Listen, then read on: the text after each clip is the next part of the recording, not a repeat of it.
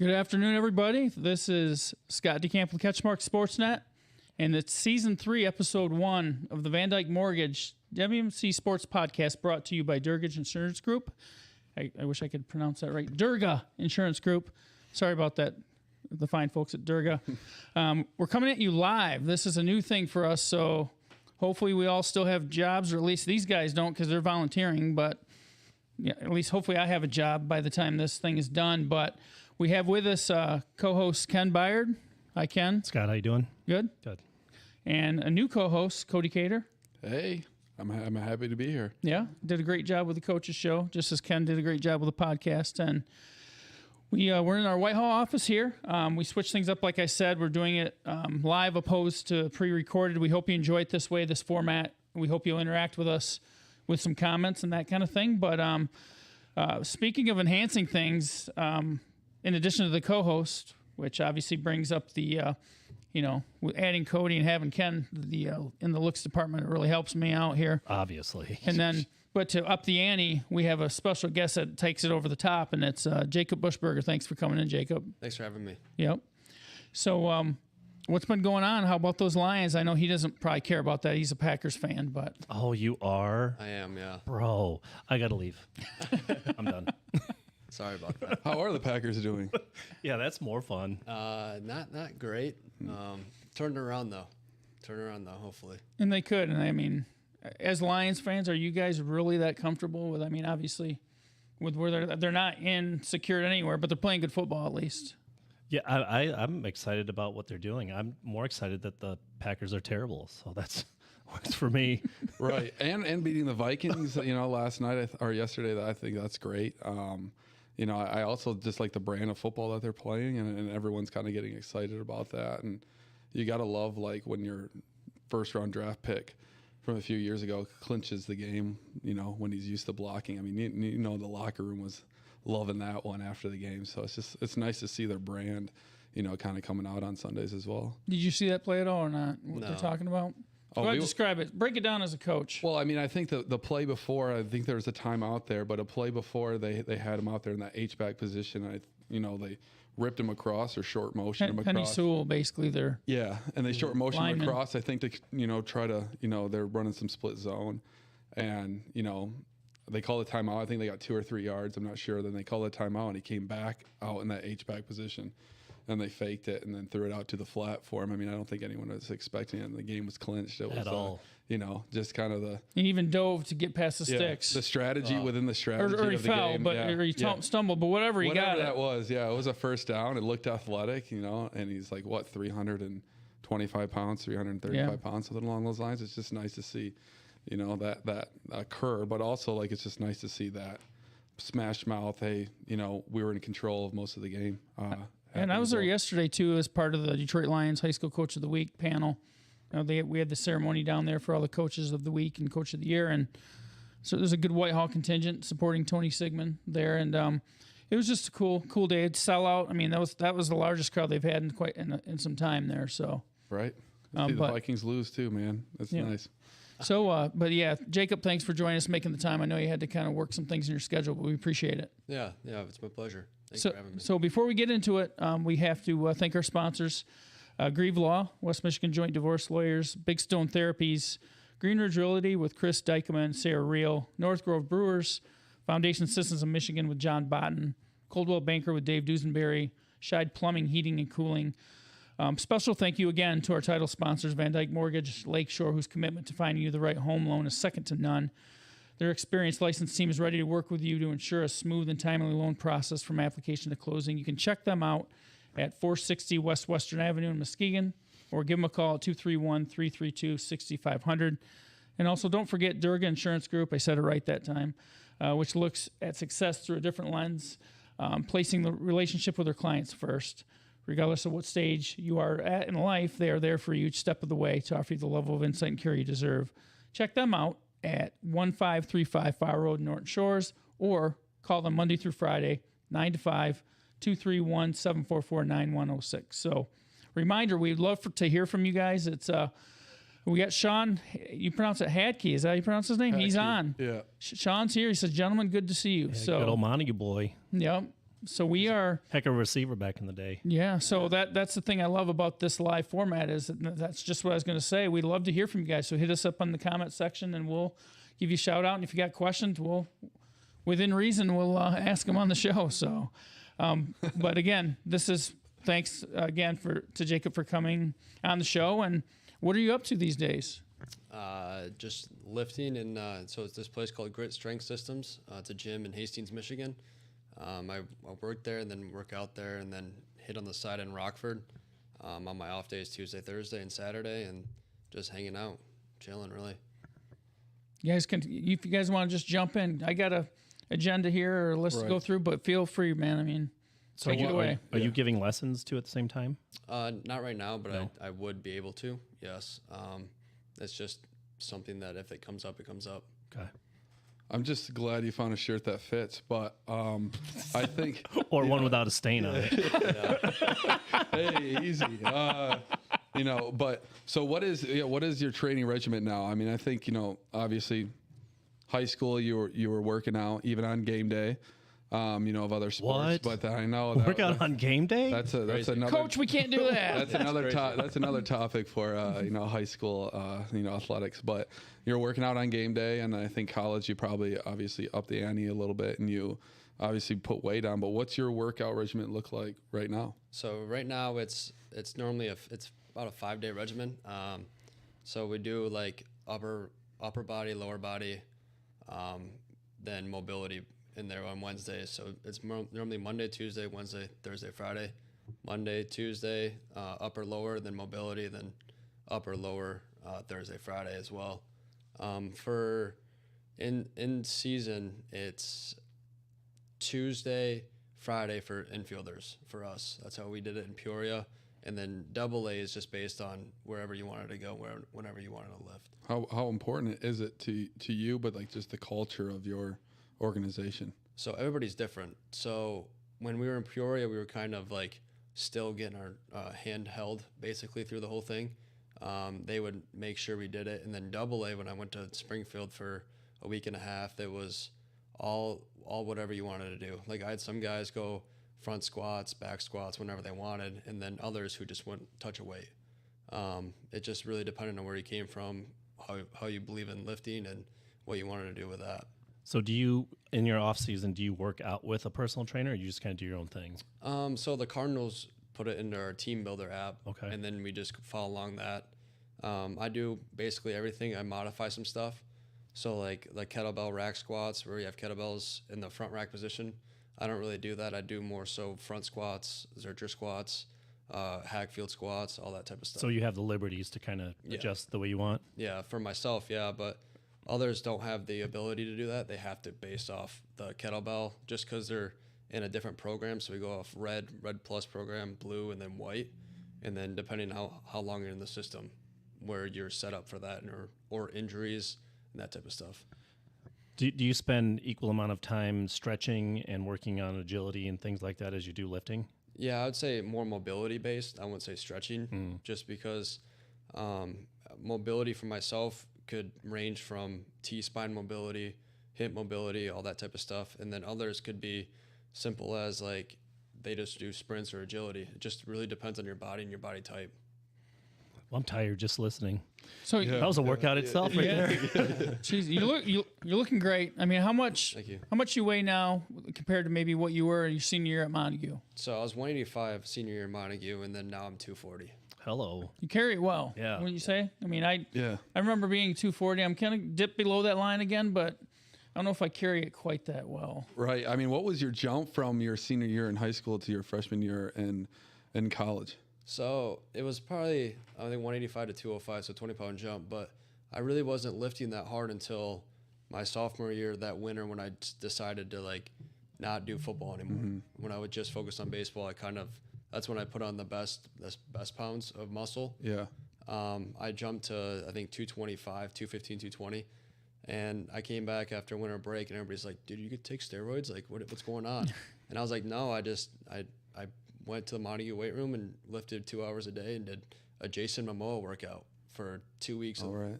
of winter break. So Aquaman. yeah, Lift and eat, lift and eat. Yeah. What do you what do they want you weighing at? Like, do they want you coming in at a certain weight, or do they, have an incentive for like in the double A's? Do they have incentives for those kinds of things, or is it just come in healthy and perform well, and we'll just kind of roll with it? yeah, basically come in healthy. If you're too big and you get hurt easily, then they might want you to slim down a bit, or if you're too slow, you can't move as well, agility wise. Moving laterally, like stealing bags, playing defensively, that type of stuff. They might try to tell you to slim down, but other than that, it's just all preference and where you feel you're best at. So I have to shout out quickly David Dusenberry, one of the sponsors, in fact, and a loyal Montague fan. Reese Puffer grad, though. I'll give you that. Hey, so Rocket City, let's go, stand up. Who also frequents the weight room. he does. That's right. Timely, right? I'm surprised he wasn't doing the flex emoji instead of the clapping one. How important? Dewsbury. How I wish I could ask Dave for his life, but how important is the weight room to athletics in high school? Because I know, like, I only coached you for 1 year, like, or it's back. I don't even know if I coached you, maybe mentored. Back in the day. But, I don't know if I was coaching, just screaming and yelling. But yeah. How important? Yeah. How important? Was the weight room in high school athletics for you?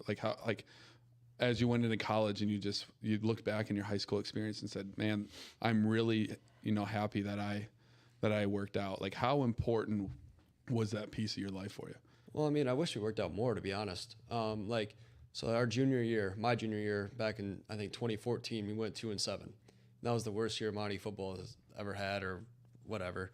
And we dedicated ourselves to the weight room that off season, and we turned it around, went 9-0 in regular season play, and then we lost to North Point Christian in the district finals. But I mean, you feel so much better. You're able to last 4 quarters. And then when you go to college, it's just like all these guys are about the same stature as you, and then obviously there's some more that are like, holy cow, they put a lot of time in the weight room. And I wish I did that more back in the day, but I mean, everything happens for a reason. So it's just like, I truly believe that the weight room does help everybody, and there's benefits to being in there and, taking that time seriously. So when the training, sorry, Ken, the training, if people want to enlist your services with the strength training and stuff, how can they do that? So as you mean, like if they want to come to you to work out in your program at work. So they would have to contact my boss, which is Caleb Grummett. He's very knowledgeable of lifting, and he does a lot of good things with the general population, but he does want to get more into athletes. Mm-hmm. I would say just reach out to him, and he'll be able to help you out and just see programs and see what you want to do and how well or how much knowledge you already have of lifting. Mm-hmm. And if you need more knowledge, then he's able to give that. But just reach out to him, and I basically just ask what he thinks is best for you. Yeah, I just want to give you a platform to kind of give a shout out to what you're doing. So yeah, I just wanted to go back to one thing you said real quickly, and you said that you wish you would have worked out more. Mm-hmm. And I don't know how many times, Cody, coaching and all, and you see kids after they graduate and they start lifting, and for 4-6 years you're like, you need to go lift, and they're like, no, I'm not doing it. It ruins my shot. It does this. It does whatever.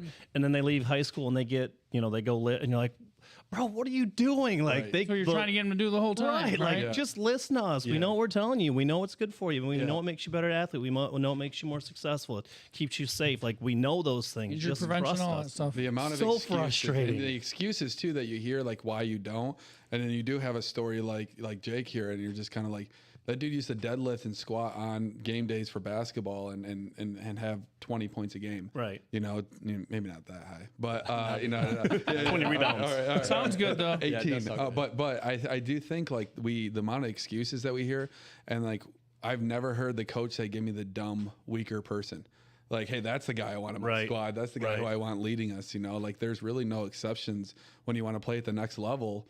Like, about that weight room, you've got to really start kind of just falling in love with the process of that. But and he can obviously tell the story, but maybe guys didn't take it as serious in high school, and then in college you're just like, this is what we do. So Right.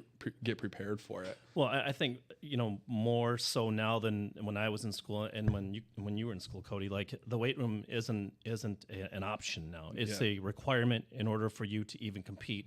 Which kind of leads me into the specializing. You were a multi-sport athlete, and the trend I think now is for kids to unfortunately pick a sport and stick with it, right? And as a proponent of multi-sport athletes, where do you stand on that? I mean, was participating in multi-sports good for you? I mean, ultimately, your career is baseball, but for your normal average kid, well, what would you tell them if they're saying, no, I'm just doing this? Well, I'd say like it's his choice, but at the end of the day, it's the multi-sport athlete. I think is benefits everybody. Benefits yourself because you go through different adversities. You go through different strength training regimens, schedules, bunch of stuff. So I mean, being a multi-sport athlete also enables you to do other things, right? Like, so for me, it was baseball, basketball, and football. And it's hard to choose which one because in the summer, they almost want you to choose Right. either the three, but it's just almost impossible because like you want to be able, like I was so dedicated and everything, like whatever season it was, that's the sport that I loved the most. Right. And I was a big go kid, so I didn't really sit down and just relax. I always went. And I think that's what pushed me, what determined me to get to the next level. And hopefully, I mean, I was fortunate enough to go past that, but I think that's what drove me now in today's world. So we got Sean Hadke again on here. He's saying Byard made us all believe that lifting was never not an option from 8th grade on. Is he speaking the truth Facts. here? When I taught at the middle school at NBC, we would walk over to the high school and trudge through the snow, and we would lift during class. Like it wasn't an option to not go, and so. Ken Diamond kind of laid that foundation, but I like to think that I helped contribute to the culture that was what it was then, is that you're lifting and that's it. And now you've taken that down to North Muskegon where your son's at. And what's the Christmas? Was it a Thanksgiving or Christmas thing where you do the? Oh, Legmas Eve. It's Legmas Eve. That's the day what it is. Before Christmas, we have a huge leg day, and it's turning into a thing now. Yeah, that's funny. I might just watch it this year, though. Yeah. I mean, we got meathead mode right now. Like, I love it. that's what mode we're in at RP. Like we're in meathead mode. Like we've got to figure out how to get stronger, especially up front. But meathead mode, that's what we're calling ours. Like all the way until Christmas. Yeah. Just kind of as a quick segue, you guys, had a great season. Great job on what you did in year one there. Lost to Forest Hill Central, which got to the finals. Right. I mean, what'd you think about just the season real quick, but then also, Forest Hill Central and then De La Salle, who they ran into? Right. Yeah, I think overall, we had a very productive season. I think we also had, opportunities that we missed. We didn't find a signature win. I mean, some would say like Grand Haven, we haven't beat them in a while. That was a signature win. Union was 3-0, and we faced them, and I think that was a different team than what you saw towards the end of the season, and and that was some would say a signature win. From our standards, we didn't really find one, so we're kind of still searching for one of those. We won the games that we were supposed to, and we fell a little bit short on the ones that were a little, of our tougher opponents. But it was great. Forest Hill Central, a really tough squad, coached well. Shaking their hands at the end of the game. You always do the line tests, and you're looking up to a few of them, and they've got great handshakes, and you're going, okay, like I understand why they were as productive as they were, and we played everybody hard for 2 quarters, all season, and our kids and our coaches did a great job. But we've ran into a match where they just had more depth and more size, and they stuck to the script, and that's what solid teams do. And so I think they did a great job, and they ran into De La Salle, and De La Salle is obviously a monster in its own right now. Well, I was watching the Lions yesterday at Ford Field, and I looked on the sideline at the Vikings. I thought I was looking at De La Salle's roster, because you should see the program. The font size was like 3.0 on it, because they had so many dang kids on the roster. Yeah, we had a few assistants at the game, and they took a picture and sent it back to us, and we're just that's a different level. Yeah, a different level of what's going on, and just in the public school, private school, discussion is always going to be there, but it was just one of those things where, like, Forest Hill Central is a really good team, and they bring back a lot of guys, and they're going to be a really good team next year. You know, but we all know that sitting on the other side of that is Warren De La Salle, and you know, there might be another competitor that arises that always does, but you know, Roan has done an outstanding job with getting those guys to be on top and, you know, excel. So what do you, Jacob, remember about this guy suiting up for Montague and you know, playing at Ford Field and that kind of thing? When you know watching you know, all those things, what were your memories of that, and maybe any other role models that you had? I'm not saying he's a role model for you, but mentor. I don't want to suggest that. Yeah. Definitely not a coach. Throw it better. Go faster. Run faster. Well, I mean, just going back and watching the Ford Field runs, I mean, it was cool to see him play because I always looked up to him, to be honest. And like when I heard he was coming to Montague to coach my senior year, it was a dream come true in a way, because he was able to bring that knowledge of he played Division I football, you know, so he's about to bring that knowledge of football back, and you know, it's a different style of play. And he was a dual threat quarterback, super competitive. He could do anything that he wanted to on the football field. Safety, like pick 6 against Ithaca, I remember that. But it was just a lot of cool things that he brought back to the table and helped coach us or mentor us in a way. So I mean, it was a lot of fun, and it was cool. Yeah, it was a lot of fun coaching him too. I mean, that was obviously, I mean, the dude's a professional athlete. You know, like I don't know how much, you know, I think coaches contribute a little, but you know, and kind of steer the, you know, one way or the other. But obviously, he had the makings of being a high level athlete. But I mean, it was a lot of fun, you know, coaching him as well, and watching him try to play basketball, and then get back on the baseball diamond, you know, where he kind of just felt at home with, and it's kind of cool seeing that happen.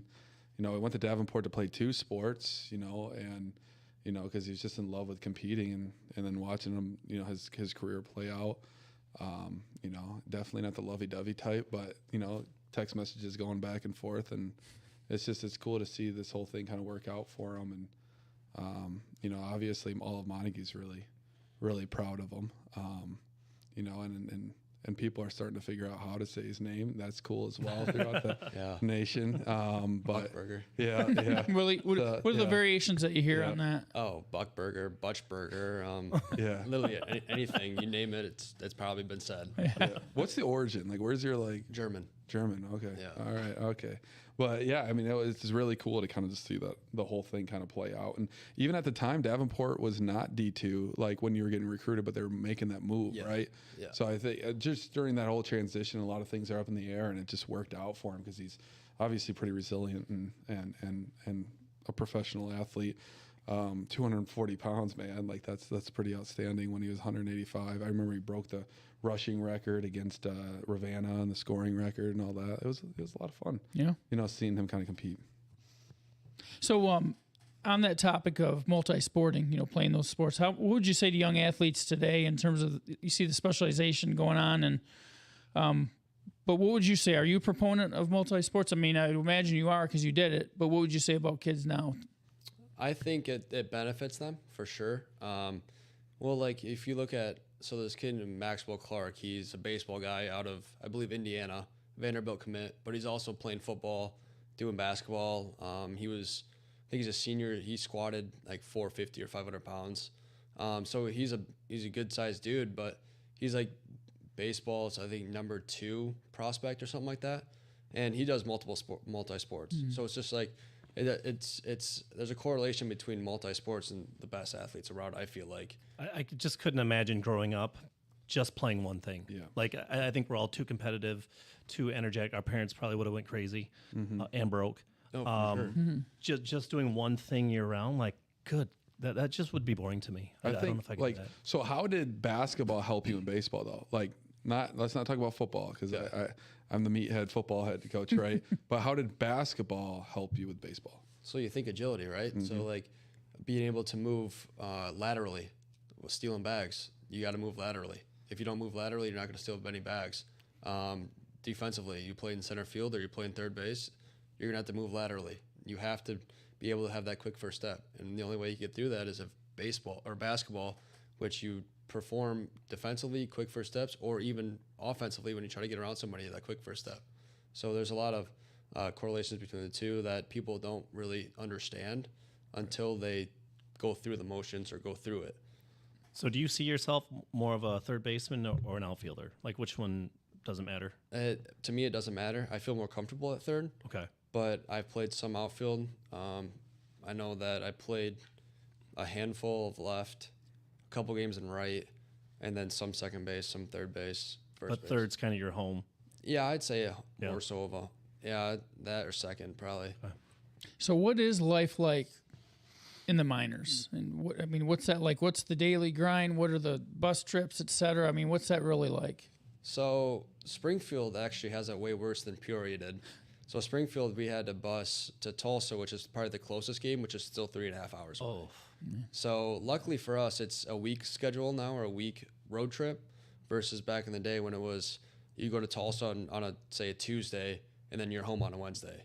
Like that grind would have been tough. But so now it's a week, 6 games, like a road, 6 games on the road or 6 games at home, just based on the schedule. And then we go to Corpus Christi, San Antonio, Northwest Arkansas. So those bus trips are long, versus Peoria, where our longest trip was maybe to Wisconsin, which was, I think, 7, which is still long, but it's nothing compared to where we might have to hop on a plane to go to Corpus Christi and then go to Amarillo right after that. So it was a grind for sure. And then if you got sick, you had to play through it. There's no excuse of like, hey, I mean, they would say, okay, so if you want today off, fine, whatever, if you're not feeling good, but then you got to be able to get back into it the next day. If you're not getting back into it, then they're gonna be like, all right, well, something's wrong here. You're gonna sit for a couple of days, hopefully get your mind right, and then come back. Just really dependent on, like for myself, I never wanted to sit. Yeah, it's good to have those off days, but being a competitor, you always want to play. You always want to be on the field. So it's literally a grind. Oh, yeah. Like you go somewhere for a week and you just grind it out. Yeah, so you're at the field from what? So on our lift days, you're at the field at 12 for a 6:30 game. So you're at the field 12 to 1 lift, 1:15 you're on the field for defensive work, and then you have BP at like 3:30 where you have cage work in between that, and you're at the field all day long for 6 days a week. And then Mondays is our off day. So then most of us went golfing because we got to golf for free.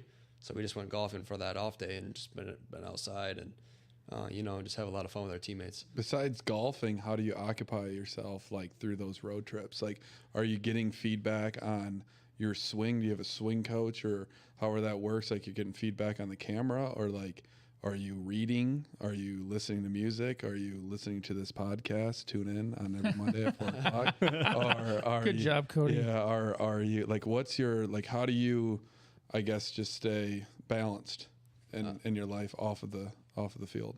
So it's hard because like you try to find that you want to, when you're not playing baseball, you want to get off of baseball, right? So like it controls your life in a way. And they always talk about being even keeled. Like you never want to get too high, never want to get too low, because that's when if you're going really high, you're doing really good. Then all of a sudden you get into a slump, and then all of a sudden you're really low, right? Everything changes, your swing changes, so it's good to go back to your roots. We have a blast sensor that we use on our bats that allows us to go through our swings and seeing what we can do, improve on. Hitting coach, manager, all those people there are there to help you and for you to develop. And that's the one thing in the minors is to develop. It's because they see you in the future of being a professional big leaguer. But they're not like kid gloves, right? Like the kid gloves they're not like holding your hand, or they're like, they're coaching, right? Yes, they're coaching. But are they helping you with like life things too? Yes and no. Depends how much you open up to them. Okay. They will help you if you need. So we have a mental coach. We can call him whenever we want and be able to talk to him if we're feeling really depressed or anxiety, like all this different stuff. We're able to call people within the organization to help us, get past that, because it could get lonely on the road. Oh, I could imagine. You're away from home for 6 months, away from your girlfriend. So I mean, some people would like that, but it's hard after a while, being away from mom and dad. We all just stayed quiet. Right. Yeah, exactly. Yeah. I was staying away from that. But I mean, so it's just like it's hard because you're trying to like. So I'll call my dad and be like, hey, like, you watched the game last night. What do you see my swing? And he's like, well, it's hard to tell because I'm not there. And I'm like, yeah. So it's hard to get that resemblance because he's been working with my swing for my entire life. So it's just like stuff like that is hard, and you have to try to build on that and build through that or go through that. So like the adversity itself is the toughest part, I would say. So I see you wearing a cross. I'm assuming you lean on your faith quite a bit then? Yeah. Okay. Yeah. The Bible app. Get it through my phone. Every day, So, right? Exactly. Devotions, all that stuff. Verses. So Sean Hadkin, sorry for interrupting, but he's got another question. He's got a question for Jacob and Cody. He said you both are doing something very, very few athletes from small schools do. You've played either major D1 football or minor league baseball, playing at a high level. What's the experience been like in terms of the speed adjustments to the game? He goes, and he adds, I always love a good welcome to the big show story. So he wants to know, what's that adjustment like going from maybe a small high school to a high level of sport? So it's funny because we talked about it last year a lot, facing Syndergaard and DeGrom. So we got, and they're decent, right? Those guys are pretty good. they're okay. Okay. Yeah. All right. Yeah, I didn't hear much about DeGrom before that. So, but, like, just going into that week, there was like stuff all over Twitter and like, oh, Jacob DeGrom's going to make a start against the Palm Beach Cardinals, and we're like, oh, great, here we go. And then sure enough, 2 days later, it's like, oh, and Noah Syndergaard's throwing the day before, and we're like, oh, geez, okay. And then, oh, the first day is gonna be Seth Lugo, and we're like, wait a minute, what is going on? Like, what? Why us? And then so I got in the box against Syndergaard, and I'm telling you, he's about 6'6", just shredded, like Thor. Did he throw his hammer at you or not? The Thor's hammer? I only saw 3 pitches from him, and so I was fortunate to hit the fastball on the first at bat. And then I think I hit the changeup, which I don't even know how I hit it, but I did. And then facing DeGrom the next day is just so going into that, it's just like, okay, 2 years ago, I'm like seeing DeGrom play for literally the Mets, and he's winning the Cy Young, and I'm just like, great. So I'm gonna go in and see this guy. That's gonna be fun. And then the first at bat was Mason Wynn.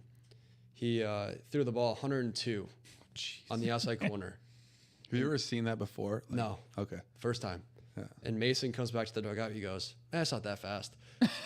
I'm like, dude, it's 102. What do you mean?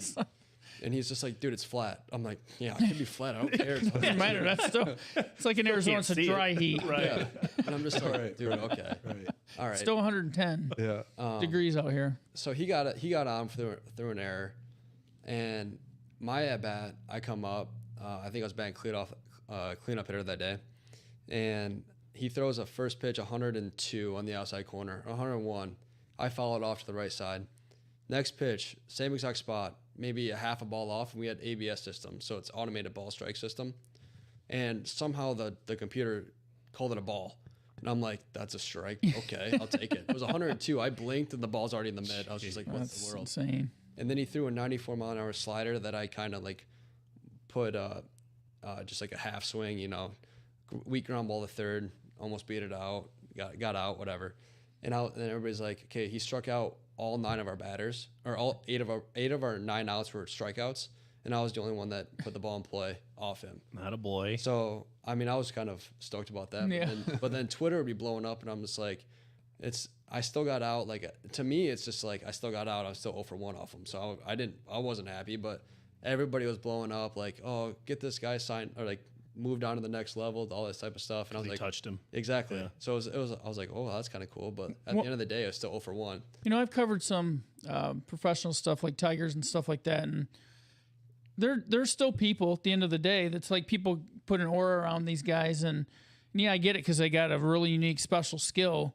But at the end of the day, they want to be treated like humans, just like the rest of us. But having said that, when a guy like that kind of takes them out and walks on the field, is it a little different? Is it because of the order, or because there actually there's just something about it?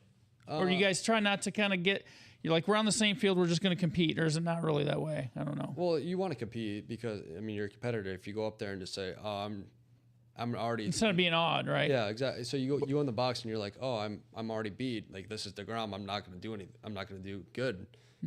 Why not go up there and be like, oh, I have nothing to lose. If he strikes me out, he's supposed to strike me out. He's a Cy Young winner. But if you go up there and get a base hit, oh wow, look at this kid, you know. So it's just kind of like that edge. Like, I mean, you see all these fans coming to the game. Like we never had that many fans. It was like, I think 700, and about 650 of those fans were in the mats just staring at DeGrom, videotaping him. So it's just like stuff like that where it's just like people know who he is, and that's what creates that aura. And then you know who he is. But then when you get in the box, it's just another pitcher who's trying to get you out.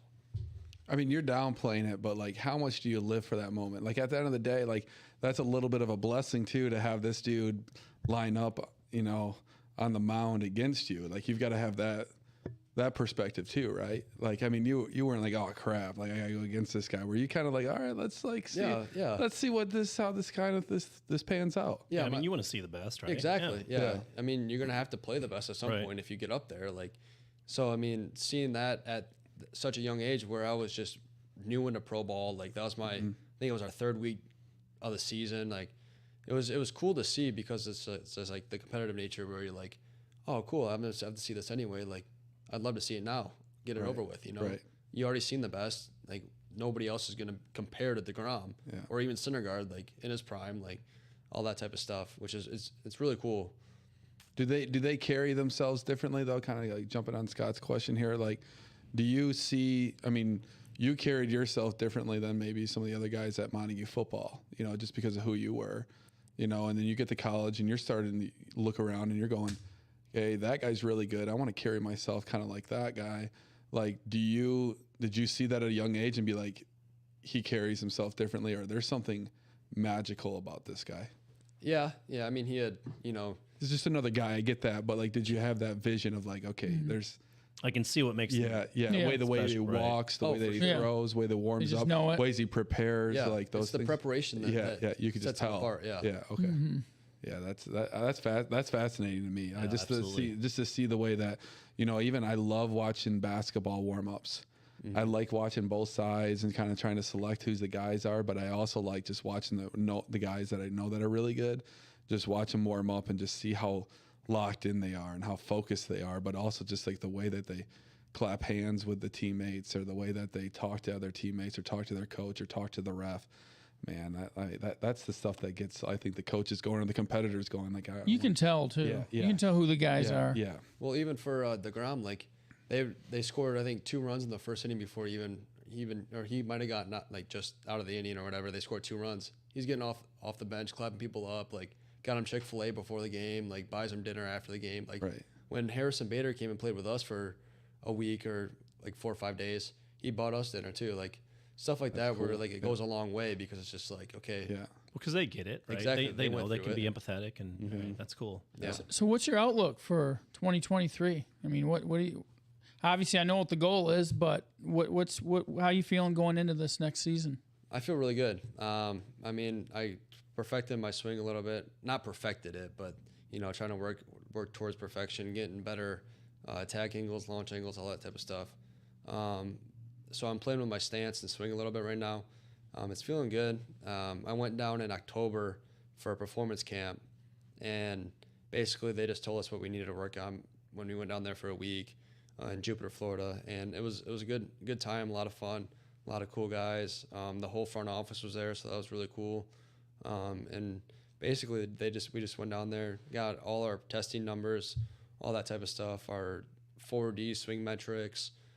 So it basically shows how your hips work, how your shoulders work, create that shoulder separation, hip separation, all that type of stuff.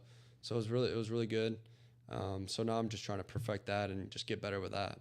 And when do you report then? When would you have to report back? Is it back to Jupiter? Is that where spring training is? Yeah, March, I believe. Okay. Unless, I mean, yeah, let's just say March. Same standard, yeah. It's always been mind-blowing to me to know that there are professional coaches that can watch a swing or a golf swing or whatever and just see it and go, oh, there's a hole there, and you're like, wait, what? Right. I didn't see anything. I think it looks great, right? And, Right. And they fix golf swings, and you're a professional athlete, and they're fixing your swing. Like, how do they see that, right? And I know a lot of it's probably technology now, but to the naked eye, some of those guys can just dial in, like, oh, I see it, and like, well, I don't see it. I've always wondered about the preparation too. Do they videotape?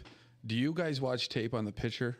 Yeah. Like, so the pitcher that you're going to go see, you watch the pitcher probably on different arm angles or whatever. I mean, I'm a very casual viewer, so I don't know all of that. But do you watch after the game? Do you watch video on your swing, every one of your swings, or how does that work too? So I tend to try to stay away from that because every day is a new day, right? So you go into on a Wednesday.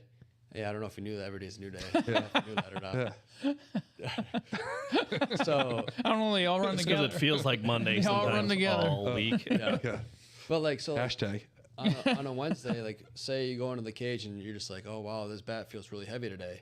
So like your swings, or you just could be fatigued, like you're playing like 25 games in a row, right? So like those swings aren't going to be as good as your, oh, I just got a day off, like I feel really good now. Those type of swings.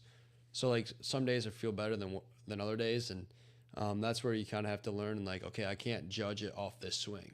I can only judge it off my good swings. And that's what we were kind of preached in Peoria, was like, don't take a bad swing and then build off that bad swing, versus take a good swing, build off that good swing and what you did differently than what you did maybe 2 at-bats prior. Like what caused you to miss this pitch versus what caused you to hit this pitch. Does that make sense? Yeah. And how often do you guys watch the video on the pitcher, like before the game? Every day. Every day. Yep. So whatever pitcher is pitching, they put it on the TV and, through an iPad, and we just go through what As a they group did or prior. as an individual? Both. Just really depends. More so, like in Peoria, it was more individualized. Springfield, we took time to watch it together and literally come up with a program of what we wanted to do that day, like what our goals were. Yeah, that's like a cheat code, right? I mean, you didn't have that in high school. No, or do you think it's too much? What's your view on that? I love it. Okay. Personally, I'd rather know what the pitcher has versus going in there and being like, does he have a slider or a curveball? Let me watch him warm up, and coach told me, Yeah, exactly. watch for these 2 things. Yeah. Okay. So we actually have an iPad in the dugout. So you know. So people, like the bullpen guy will come in, we're bringing up the bullpen guy and looking at what he has, where his arm slot is, the pitches he throws, the vertical break, horizontal break, all that type of stuff. I know it might be too sophisticated for you. The horizontal. Seriously, my mind's blown right now. I'm like, what? We are deep. We are like, so like Alex Smith, like our defensive coordinator at RP, man, he is like super into technology, huddle, all those things. But we obviously paid for the best huddle package, and paid for like the best breakdowns and assist breakdowns. I can't say that I'm all like, I don't watch nearly as much as I need to probably, or like break it down. But he is all in on that. And like we go back and forth on, just stuff that he saw on film and how he broke it down. And I like where the sport's going, but I always wondered in other sport how they broke things down. And, especially as an individual sport like yours, like it's 1v1 with the pitcher and like with you hitting. So it's just one of those things where I've always wondered like how much technology you guys use. Cause we watch, Forest Hill Central, I think I watched 9 hours of film that week, going into that game. Yeah. That's like one game. Yeah. Like one pitcher, right? Yeah. That's one bus ride for me, man. Yeah. So switching gears to the West Michigan Conference, just because that's the league we cover, I just want to kind of maybe talk about some of your memories of playing sports in that league. And okay, there might not have been any DeGroms or Syndergaards running around at that time, but who are some of the toughest competitors you faced in the various sports and in the conference that you recall? Guys who gave you trouble, or you just thought you respected their game? Well, for one, you got to look at Oak Ridge or Whitehall. In Whitehall, you had my good friends Aaron and Keenan Handler, who transferred over there. So they were tough competitors, no matter the sport they played. You had Oak Ridge with Brady Luttrell, you had James Cooper, like those type of kids. Like Norm Muskegon, you had Eric Bleakley, Riley Fairfield. Mm-hmm. So like you have like in my class and the year under, we had a lot of competitors throughout the West Michigan Conference that made everything so much fun. Like Shelby at basketball was Beckman's, right? Mm-hmm. So you have those guys, and then, I mean, nowadays it's you had Ludington, you had, Hart, The new league, obviously, right? Yeah. So like that type of stuff. So it's cool how it's broadening and expanding, but it also I feel like the Ravenna, the Oak Ridge, the Whitehall, those kind of games were like so intense, where it was just so much fun. It created so many memories, and like you just went out there and like, for us it was the repeat season or revenge season. So we went out there and tried to take one game at a time, but revenge of what happened last year, and just like one step at a time. So I was going through that, and it was a lot of fun, a lot of close, hard-fought games. No matter if you're playing basketball, football, baseball, like it was a lot of fun and very competitive. So do you still watch? I mean, now that we can stream and things like that, I know you can't make it back home, but with the streaming and all that stuff, you get a chance to watch once in a while? Yeah. So when Aiden was playing baseball last year, that's what I would watch on the through CatchMark. And Yeah, we did that doubleheader. Yeah. North Muskegon. Which Montague swept? Do you remember that or not? This is about him. Oh, Always trying to steal it. I'm staying out of it. yeah. Right. So, that brings up real quick, the dynamic of you and your brother. You watch him, the games. Do you give him advice? Do you see things, and is he receptive to that, or he's like, bro, shut up? No, he hates hearing advice from me, to be honest. He's just like, Sounds like a little brother. Yeah, I'll tell him like, hey, I'm seeing this. Yeah, whatever. I don't care. And then my dad would tell him the same exact thing, and he's like, all right, whatever. I'm just Yeah. like, What do you know? You're just a brother. Yeah, exactly. how's he doing at Concordia? Good. I think they were talking about redshirting him this year. He had a home run in the red. I think it's Red Black Series, the Fall World Series. He had a home run there, and I was like, yeah, I'm not impressed. Whatever. I don't care. No wonder he doesn't like you. Yeah, exactly. I'm too hard on him. You That's why. You like try it with a wood bat one time. Right. Do you think he feels pressure because he's your little brother? Yeah. Like, has he ever opened up about that? No, but I think he's told both my parents about it, and that's why he didn't really want to go to a Hope or a Davenport, because Davenport always played Hope in the fall ball, and He would have always been in So- Jacob Buchberger's yeah, exactly his younger little brother. Yeah, exactly. So like, he wanted to go to a school where like nobody knew who I was, and that was Concordia, where the coach was like, "No, I don't know your brother," and he's like, "All right, perfect. Like that's what I want," because he wants to That's create interesting. He wants to create his own legacy. Yeah, absolutely. Good for And him. I respected it, and I was like, "Dude, I'm sorry, but not sorry at the same time." Like, Right. but he's doing really well over there. His grades not so much, and I get him on him for. Oh, Let's go, bro. bro. Called it out. Put it on the interweb, man. Let's Called it He's got out. to figure it out. They probably have finals this week too, don't they? Yeah, he's coming home tonight. Okay, so he shouldn't be listening to this. Let him know. He'd be studying. Yeah, I don't think so. He actually might be in class right now until He's 5. where he should be, Where he- apparently. yes, exactly. Hopefully he's got a notepad out. Yeah. While he's taking the exam. Yeah. What like what's your best basketball game? Like when you look back, I know you got it in the back of your head. Like what is your best basketball game experience that you had while being in the WMC? Basketball, huh? Yeah. I would say probably like that year when I wouldn't say best, but the most like I would say the most determined I was for the bell, right? So it was like the 2014 year. We lost at Whitehall. They bring the bell out and start ringing it. Oh. And I was like, oh, that's it. And I was like, We almost had our first censor. Yeah. He's like, oh. no, I don't swear. I don't swear. Good. Yeah. Keep it that way. That makes one of us. But I mean, so they brought the bell out, started ringing the bell, and I'm like, okay, all right, that's how it's gonna be. And then like literally the next 4 years, we beat Whitehall for the bell, and I think we brought it out every volleyball game, basketball game, like you name it. If we beat them, we're bringing the bell out. Yeah, We're why bringing not? it. Oh, yeah. Why not? So it was like that year, like really was just like, okay, this isn't just like a fun rivalry. Personal. It's personal. Yeah. That's cool. What about football? The Whitehall game, Oak Ridge game, my senior year, those 2 games. Oh, right. Yeah. You had the one-handed pick Yeah. against Oak Ridge, and you had Yeah. another pick that ended, didn't you? Yeah, I had 3 picks that game. Yeah. Yeah. That was a great performance, man. Yeah. That was a When really you good was that performance. during your mentorship? Yeah, I told him how to do that. Yeah. Catch it. That's sarcasm. But yeah, you had the one-handed pick in the end zone, in the back of the end zone. Then you had the pick that sealed it in overtime. Was that overtime? Yeah. Yeah, Whitehall, you had a pick too. I had 2 picks. Yeah, at the end. We were calling house, and you came over to our hash, and you picked that off. Like, that was and then Ravenna, you had a rushing record. I don't know. Didn't we score 71 points or something? 70 points. Yeah. Yes. 70 to 48. 74. Jeez. Not sure how I lot remember of that. defense but- there. Wow. Yeah. There wasn't any. It was just, hey, read the backside and run as fast as you can. There wasn't a Yes, whole sir. lot, Yeah. whole lot of coaching. Hey, either. coach is about keeping it simple sometimes. Yeah. That was a great performance. But Oak Ridge, Yeah. Whitehall. Yeah, I'd say those 2. And then North Point, like, Didn't you have a big game that game too? Because you were shorthanded. Brayman wasn't playing that game. Right? no, and I wish he was. If he You would have was, probably won the game. we probably would have won state. You almost did yeah. anyway. Yeah, you probably would have won state. We still had a chance to win. It was You did. You were right there. No, 4th it and 2. was- They went all verts, man, over to their home sideline. That ball went. I mean, we're gonna talk ball here. No, it's fine. But I mean, we still had them, but the backup quarterback came in and threw a 60-yard bomb, man, like in 4th and 2. I mean, what can you do? Yeah, I mean, you had a great performance that game too, though.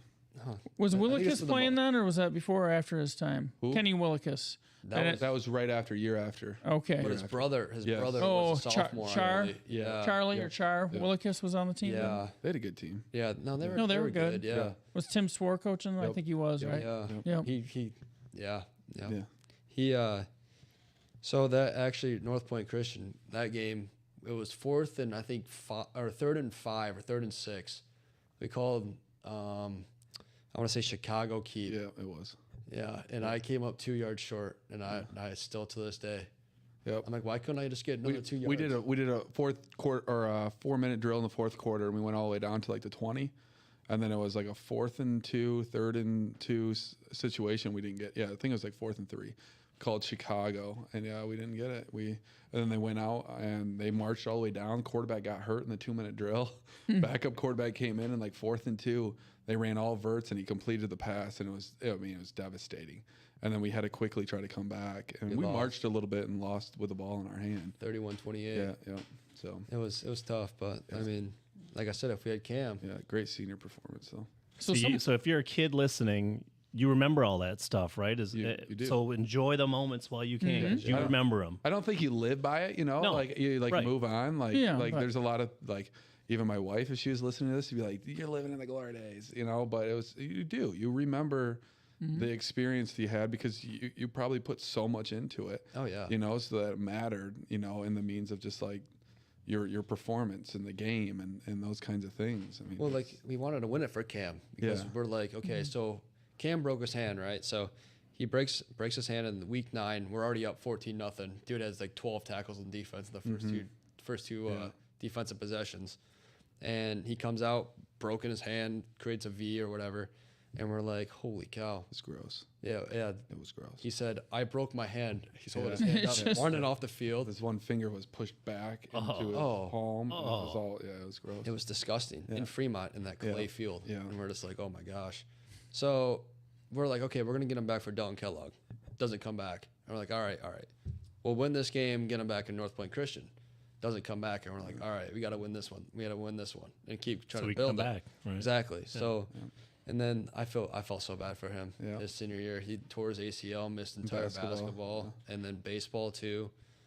That Yeah. I don't know how. The brotherhood, though. I mean, like that you guys have. It sounds like it's Oh yeah, still to this day. Yeah. That's good stuff. Yeah. So, real quick, we mentioned earlier about the public-private thing, and that's a hot topic on this podcast. And Ken's rolling his eyes now. But how do you come out on it? Do you like competing against them? You think they should be same divisions, or you think it should be separate divisions? You think there should be a multiplier? I mean, what's the answer for that? You're asking me. I'm asking the whole crew. I'm Okay. not just going to put that just on you. I was gonna say this is about my pay grade. I don't know. Well, I mean, you know where I stand. I just for us to say that things are fair is a lie in terms of public school versus private schools, and the fact that Michigan's one of only few states in the nation that doesn't try to level the playing field. We're 20 years behind what Georgia does and Alabama does and Tennessee's doing, and it just puts us a public school folks at a disadvantage, right? And to me, Dan Roan's done a great job.